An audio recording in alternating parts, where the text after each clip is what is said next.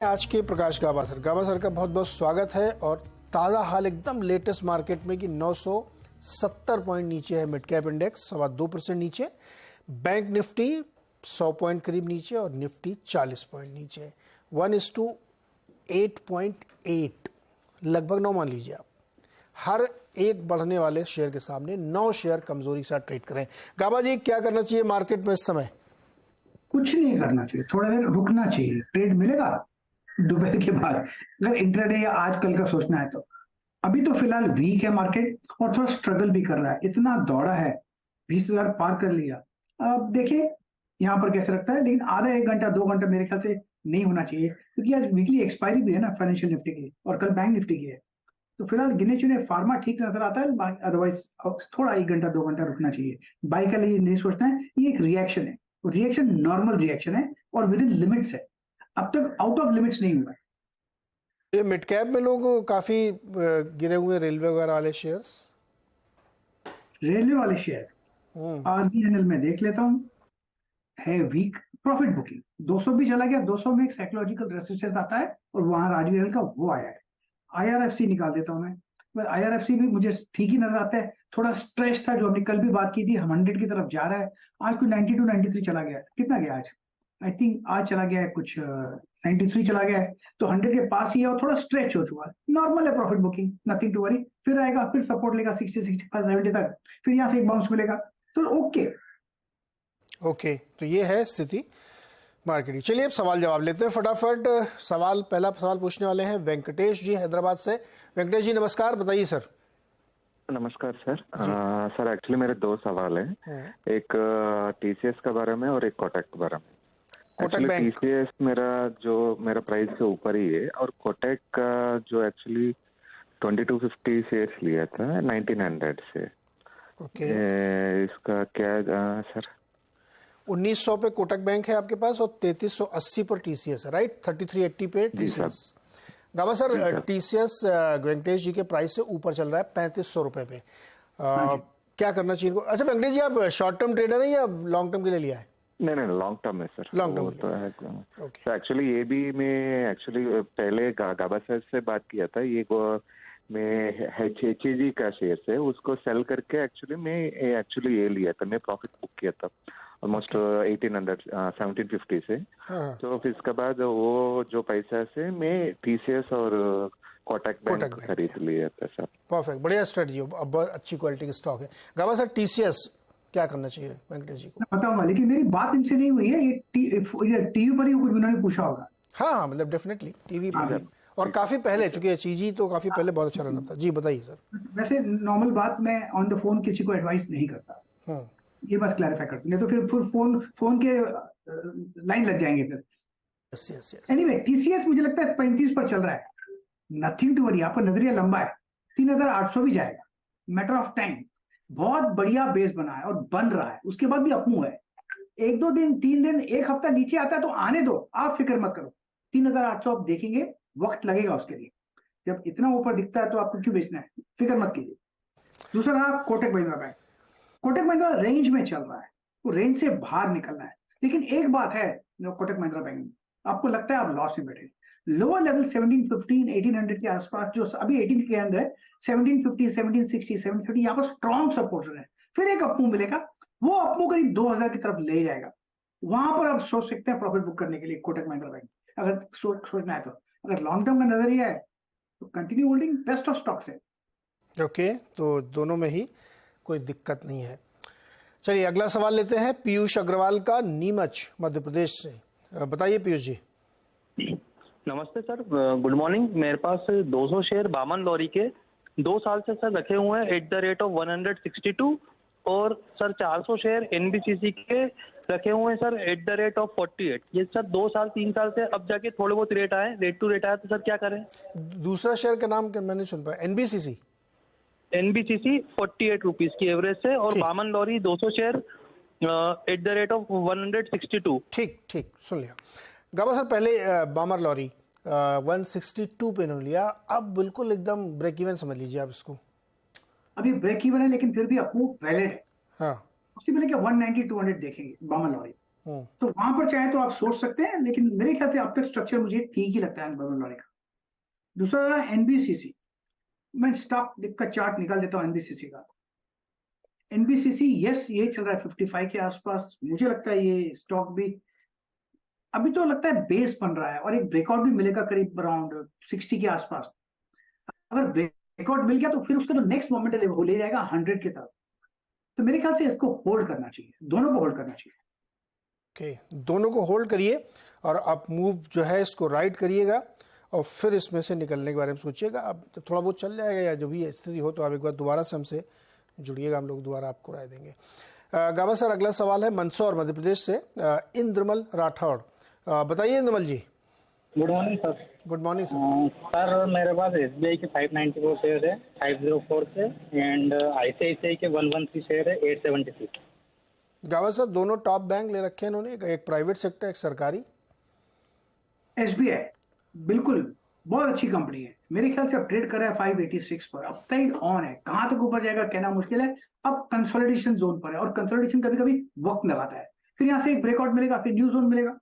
Hold कीजिए SBI। और दूसरा स्टॉक कौन सा बताया आपने? इन्होंने वो बताया था आपका SBI और ICICI बैंक। ICICI बैंक तो मैंने आज ही रेकमेंड किया, 1000 का टारगेट दिया था मैंने और वहीं करीब 1000 के आसपास चला गया। मेरे ख्याल से चला गया आज 996, यस 995 चला गया है।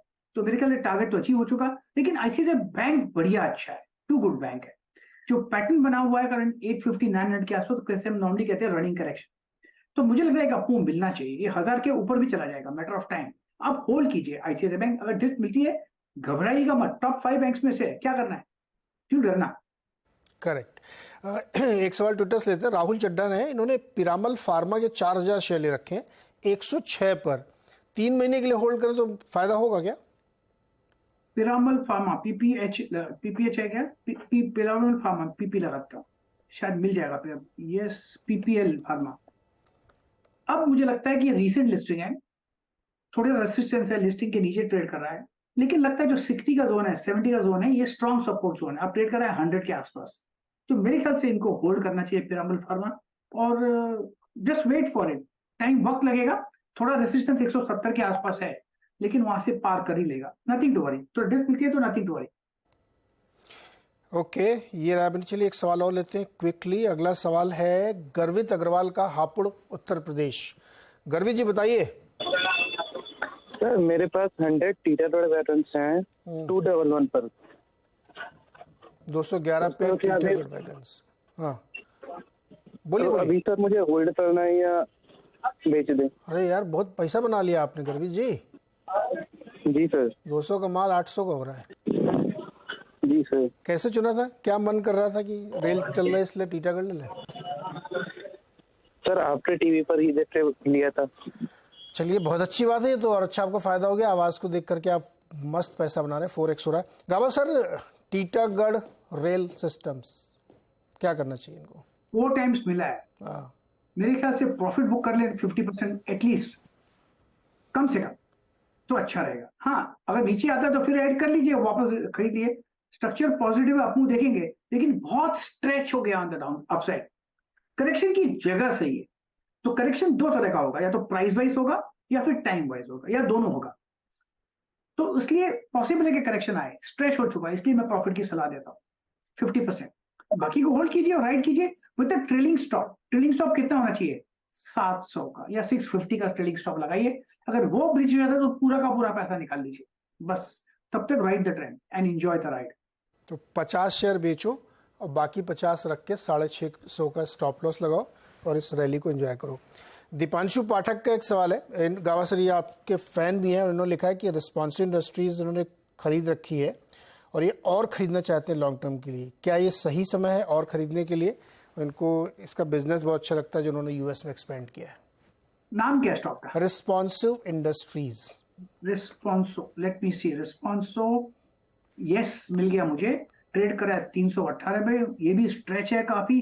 150 से 318 हो गया है करीब 3 महीने के अंदर, डबल हो गया है। करेक्शन आ सकता है, लेकिन लॉन्ग टर्म चार्ट मुझे बढ़िया लगता है। लेकिन करेक्शन बायबल है तो आप होल्ड कर सकते हैं। ऐड करना है तो लो लेवल्स में कीजिए, अराउंड 250 के आसपास, वहां पर स्ट्रॉन्ग सपोर्ट जोन है। तो वहां आता है तो ठीक है, नहीं आता तो मिस कर लीजिए। ओके ओके, होल्ड करिए और अगर नीचे आता है तो इसको आप और ऐड कर सकते हैं। इस समय चल रहा है 318 के प्राइस पे रिस्पांस इंडस्ट्रीज।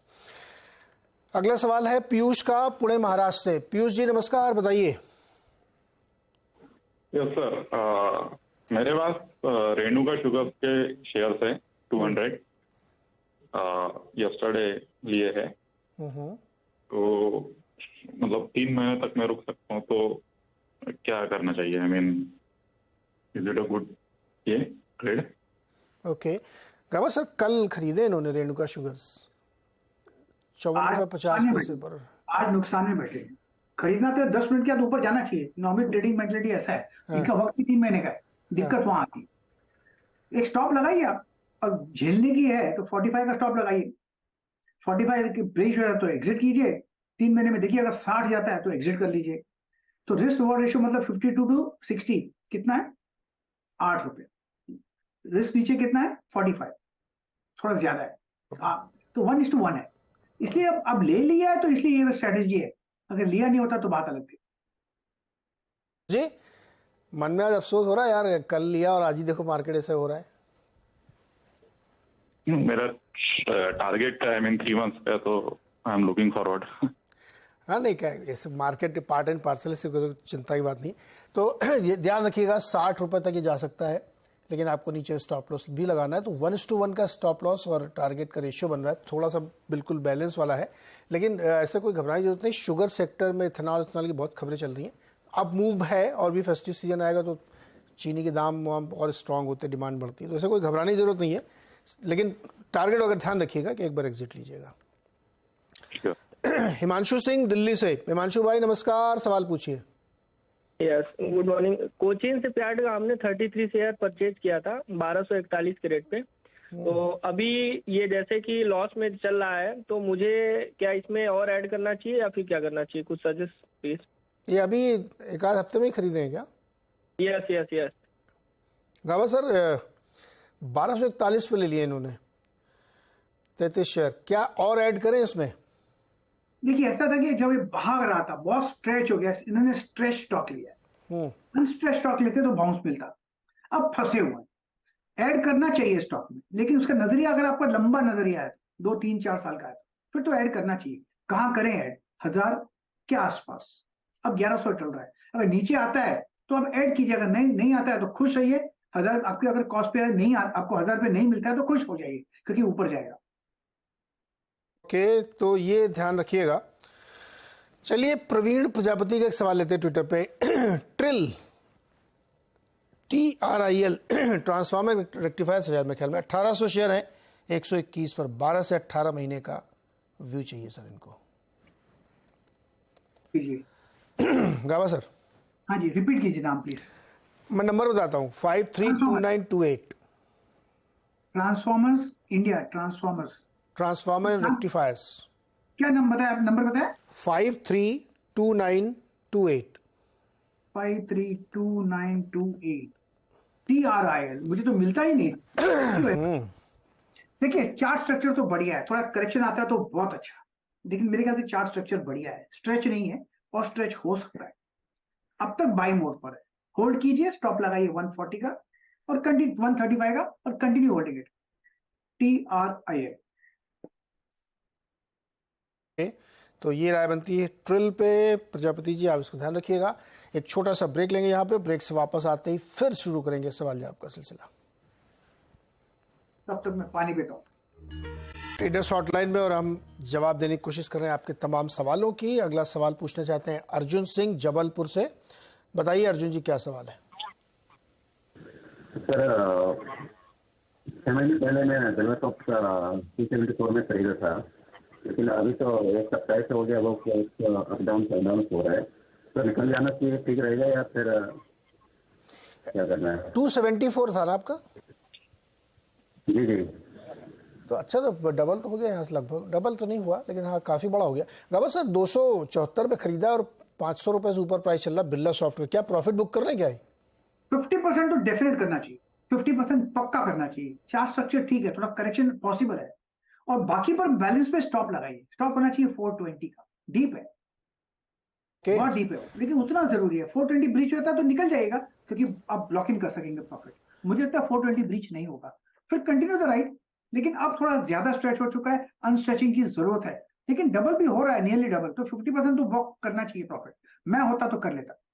25% नहीं, 25 शेयर आप अपने बेच लीजिएगा, 25 होल्ड करिए और राइट करिए, और 420 के आसपास का स्टॉप लॉस बनेगा बाकी वाले 25 के लिए।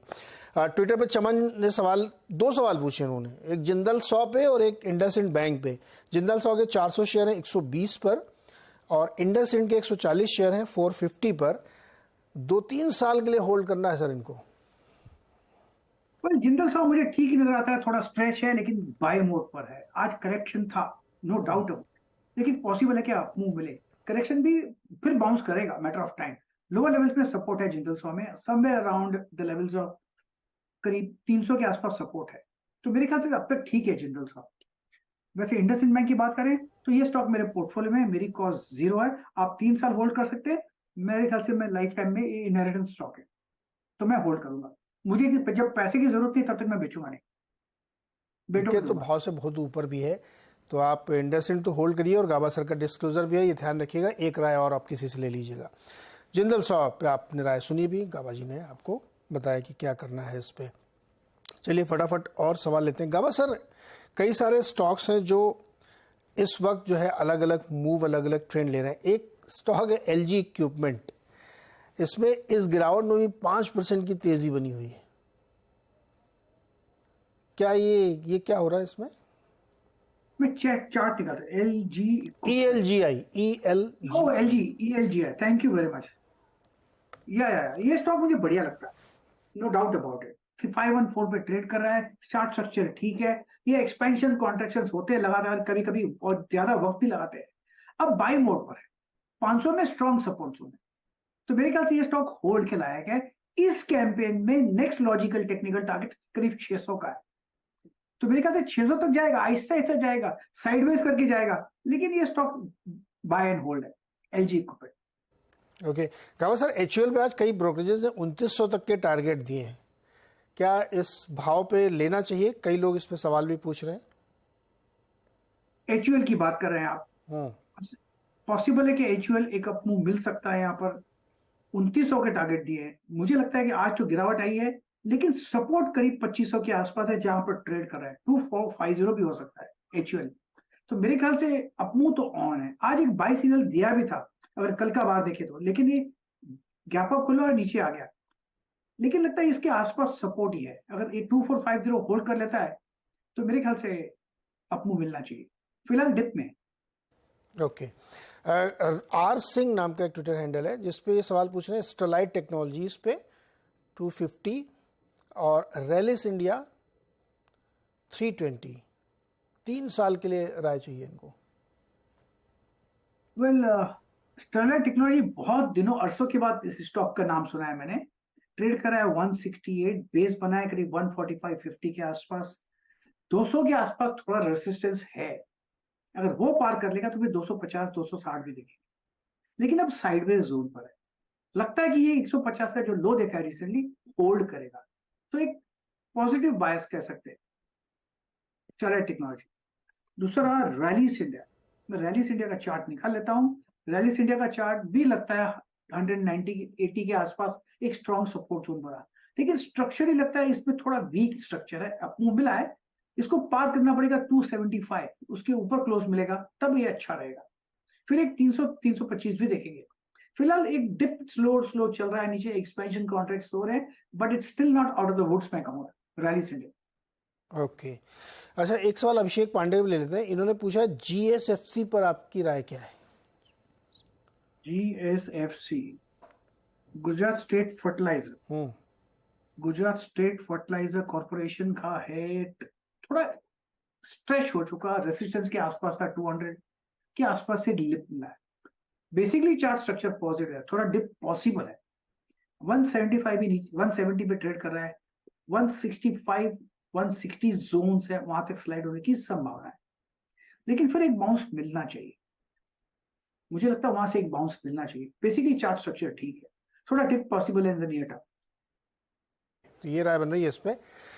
गाबा सर, इसी के साथ आपसे इजाजत लेंगे। बहुत बहुत शुक्रिया हमारे साथ जुड़ने के लिए, और दर्शकों की मदद करने के लिए ये सारे जो स्टॉक्स पे राय दी गई, आप इस पे एक राय किसी और से भी ले सकते हैं अगर चाहें आप तो। फिलहाल मार्केट में दबाव है और 725 पॉइंट नीचे है मिड कैप इंडेक्स 0.25%, और निफ्टी बैंक निफ्टी में भी थोड़ा थोड़ा दबाव तो बना हुआ है, लेकिन ऐसा लग रहा है कि हल्का सा सुधार हुआ है। जो एक समय तक 1:8.5 तक चला गया था वो 1:7 पे आ गया एडवांस डिक्लाइन, तो थोड़े से रिकवरी आप कह सकते हैं, लेकिन अभी पूरा दिन बाकी है। छोटा सा एक ब्रेक के बाद खिलाड़ी नंबर 1।